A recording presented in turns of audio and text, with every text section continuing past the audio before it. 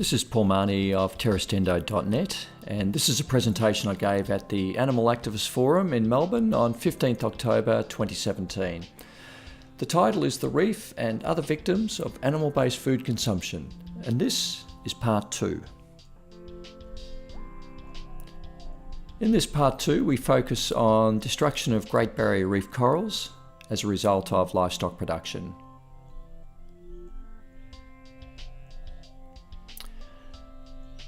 We'll show a map here of the Great Barrier Reef Marine Park, which runs along the coast of Queensland in northern Australia.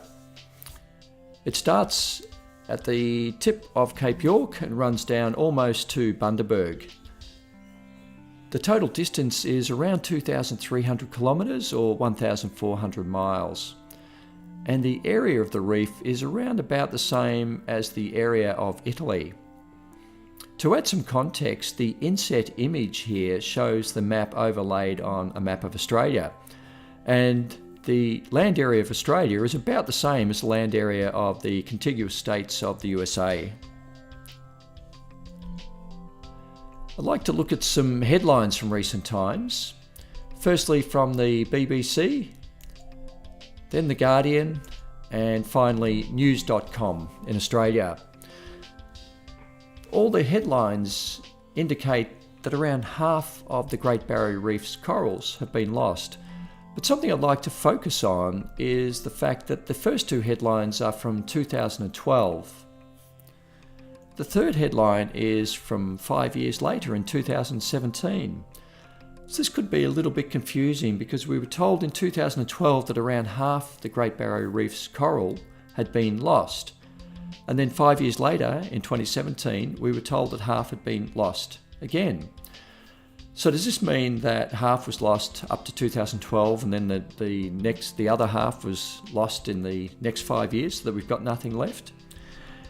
It can be confusing, so I'd like to look at the figures a little more closely. This chart shows the percentage area of reef covered by coral as estimated by the Great Barrier Reef Marine Park Authority over the years 2015, 2016 and 2017. So it was estimated that in 2015 the coral coverage was around 20%.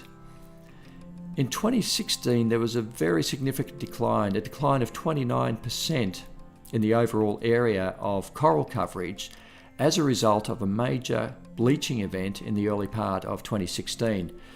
Remembering that the summer in Australia occurs from December through to February. So it was the warm waters of 2016 that caused the coral bleaching. Unfortunately, there was another major bleaching event in 2017 with what's currently estimated as being a 19% decline. The overall result of these 2 years is that the decline was between 42 and 48% depending on the base period used. Now the 48% figure is the reason for the third headline we looked at earlier, indicating that around half the coral had been lost in the previous 2 years. But what I'd like to do is move this period to the side a little so that we can open up the chart and look at some of the earlier periods going all the way back to the 1960s. And we'll have a look at the extent of coral cover in these earlier periods. The Great Barrier Reef Marine Park Authority has estimated that in 2012 the coral coverage was around 17%. So in fact it increased between 2012 and 2015, which can occur given the right conditions. But unfortunately in the years prior to that the story was not so good, because it's estimated by researchers at the Australian Institute of Marine Science and the University of Wollongong that coral coverage in 1985 was around 28%. And going back even further to the 1960s, Dr. John Brodie from James Cook University, in fact the Australian Research Council Centre of Excellence for Coral Reef Studies at the university, has estimated that coral coverage was around 50%. So we've seen a very big decline in the decades up until 2012. And what I'd like to consider here is the fact that there has been much talk of the massive impact of coral bleaching in the past 2 years without looking at that decline in context. And it certainly is a major concern, particularly the fact that 2 major bleaching events have occurred in successive years. So we can't understate the importance of that, but I believe we also need to look at other causes from earlier periods and causes from the current time as well. But just in regard to bleaching, the 4 bleaching events have occurred over time, firstly in 1998, then 2002, and then the 2 most recent years. So let's look at this a bit more closely. As I mentioned, the first major bleaching event occurred in 1998, and we've had 3 subsequent events, with the last 2 in very quick succession, which is a concern moving forward. But the decline up until 1985 compared to the 1960s represented a fall of 44%. That is 22 parts of 50%. Because with 28% compared to 50%, that's a decline of 22 parts of 50. If we go forward to 2017, the overall decline from the 1960s is 77%, being 38.5 parts of 50%. What this means is that 57% of coral loss, or 44 parts of 77%, 57% had occurred by 1985, 13 years before the first major bleaching event. Just to clarify these figures, if necessary, the 57% is based on 44 parts of 77. But what this means is that other causes have played a significant part in the decline of the coral.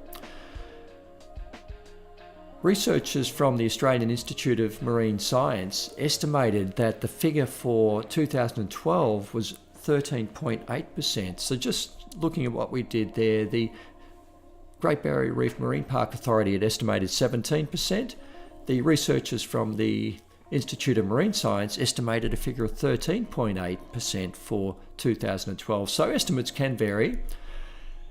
And the same researchers had indicated that a figure of 28% applied in 1985. So their figures indicate that the decline between 1985 and 2012 was 51% over a period of 27 years. So that's the reason for the first 2 headlines that we looked at earlier. So the headlines were looking at different periods, and what we're looking at is certainly a decline of close to 50% in the last 2 years, but that was from a lower base than the earlier study, the base used for the earlier study. Very importantly, Dr. Glenn Death and associates indicated some reasons for the decline. And they believe that they've reported that cyclones were responsible for 48% of the decline, with cyclones churning the ocean waters and damaging the corals. They've indicated that crown-of-thorns starfish were responsible for 42% and bleaching responsible for only 10% in that 27-year period up until 2012. Dr. John Brodie, who I mentioned earlier, has indicated, or he believes, the crown-of-thorns starfish are likely to have been the major cause between 1960 and 1985. So in the 25 years up to 1985, crown-of-thorns are believed to have been the major cause, and also a major cause in the 27 years up until 2012. Yet they're seldom mentioned by major environmental groups who focus on coral bleaching and global warming, which is certainly a critical issue, but the damage caused by crown-of-thorns starfish has made the corals less resilient to damage from coral bleaching and less able to recover from major bleaching events. So crown-of-thorns have been a critical issue.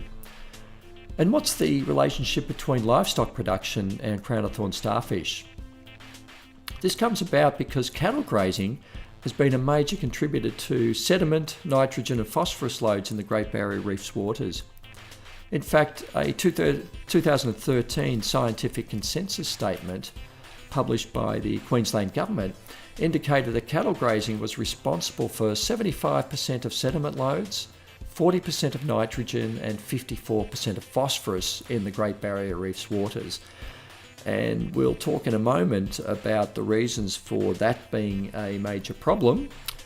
But firstly, we'll look at the reason for cattle grazing having this impact, and the reason is erosion of land, which we will also touch on further in just a moment.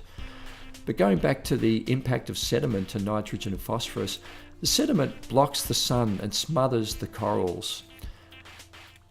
It reduces the coral's resilience to other stresses like coral bleaching and acidification and other related impacts, the global warming, the warming waters and related impacts. The nitrogen and phosphorus promote algal growth, and the algae also reduces the resilience of the coral, and very importantly, it provides nutrition for crown-of-thorns starfish larvae. So the algal growth has contributed significantly to the major outbreaks of crown-of-thorns starfish. If we look at erosion a little more closely, this image shows an example of gully erosion, what's known as gully erosion, and this is on a cattle property in far north Queensland on Cape York.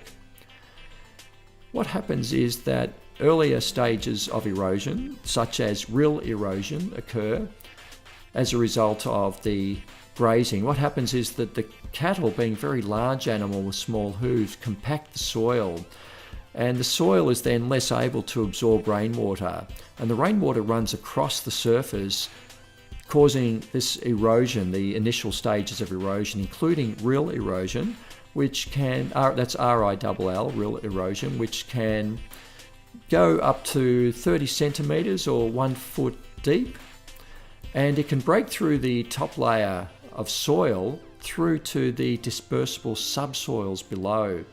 And those dispersible subsoils are washed away very easily by further rainfall, and they can cave in below the top layer of soil, which then caves in on top of the subsoils, and the subsoils are washed into nearby streams and then into rivers and then to the coast and out to the Great Barrier Reef.